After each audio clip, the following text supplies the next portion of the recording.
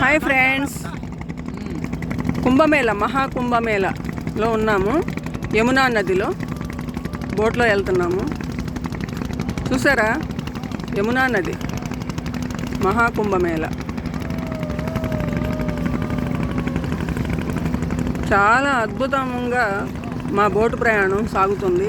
బోట్లో కేవలం ముగ్గురే ఉన్నామన్నమాట. మా ముగ్గురు కోసం స్పెషల్గా ఈ యమునా మాత ఒక బోటుని అరేంజ్ చేసి మా దగ్గరికి పంపించినంత ఆనందంగా ఉందన్నమాట మాకు. చూసారా, ముగ్గురమేనండి ఈ బోట్లో. 15 మంది ఉన్న బోట్లో మేము కూడా ఉన్నాము. కానీ ఎందుకో వాళ్ళు మళ్ళీ మా ముగ్గురిని దిగమంటం జరిగిందన్నమాట. మేము ముగ్గురం దిగాము. దిగిన తర్వాత ఒక బోటు స్పెషల్గా మా ముగ్గురు కోసమే వచ్చి మా ముగ్గురిని ఎక్కించుకుందండి. మహాకుంభమేళలో జరిగిన ఒక అద్భుతం మాట ఇది. చూసారా, ఇదిగోండి ముగ్గురమే. ఇద్దరు నావికులు అంటే ఇద్దరు నడిపేవాళ్ళు, అంటే కలిపి పంచభూతాలుగా తయారయ్యి మేము ఆ త్రివేణి సంగమానికి వెళ్తున్నాం అన్నమాట. యమునా నది ద్వారా మనం అప్పుడు ఆ బోట్లో 15 మంది బోట్లో ఎక్కాం కదా, అందులోంచి దిగుతుంటే అయ్యో మన్నే దింపుతున్నారేంటి వీళ్ళు అని అనిపించింది. బాధపడ్డాం. కానీ చూసారా, ఆ బాధ ఎంత గొప్ప సంతోషంగా మారిందో. మన ముగ్గురు కోసమే సపరేట్గా ఒక బోట్ రావడం జరిగింది.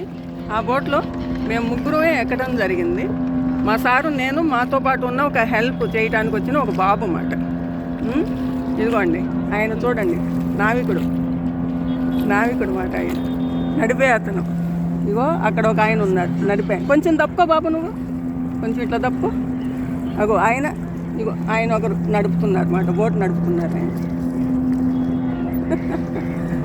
మొత్తం యమునా నది, యమునా మొత్తం టోటల్ యమునా నది. అద్భుతం అండి. మనం కావాలనుకున్నది మనకు దొరకలేదే అని అనుకుంటాము. కానీ అంతకన్నా గొప్పదేదో ఇవ్వటానికి ఆ పరమాత్మ నిర్ణయించుకుని ఉంటాడు అన్నమాట. చూసారా, ఏది జరిగినా మన మంచికి అనేది ఇందుకేనండి.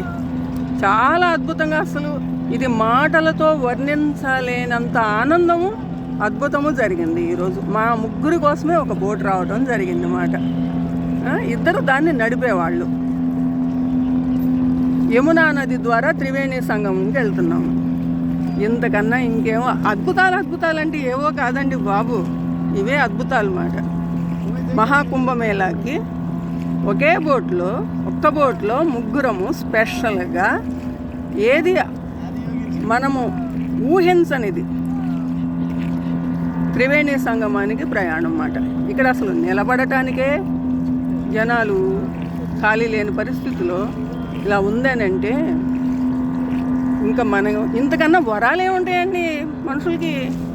ఇవే వరాలు. గుర్తించాలి మనం, అంతే. గుర్తిస్తూ గమనిస్తూ ఉంటే కనుక ప్రతి మూమెంటు చాలా అద్భుతమైనది, చాలా ఆనందకరమైనది మాట. ఇదిగోండి యమునా నది తెలిగిద్దాం ఇప్పుడు.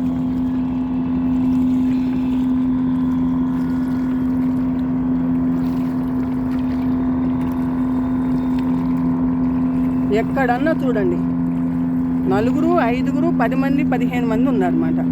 దీనిలోనే ఈ బోట్లోనే ముగ్గురుమే ఉన్నాము. 3 నదుల సంగమము కదా, అలాగే మా బోట్లో కూడా ముగ్గురుమే ఉన్నాము. పంచభూతాలు 5 కదా, అలాగే మా బోట్లో కూడా 5గురుమే ఉన్నాము. ఇంతకన్నా మనిషే కదండి మహాత్ముడు, ఇంకెవరున్నారండి? నడిపేవాళ్ళు ఎవరండి?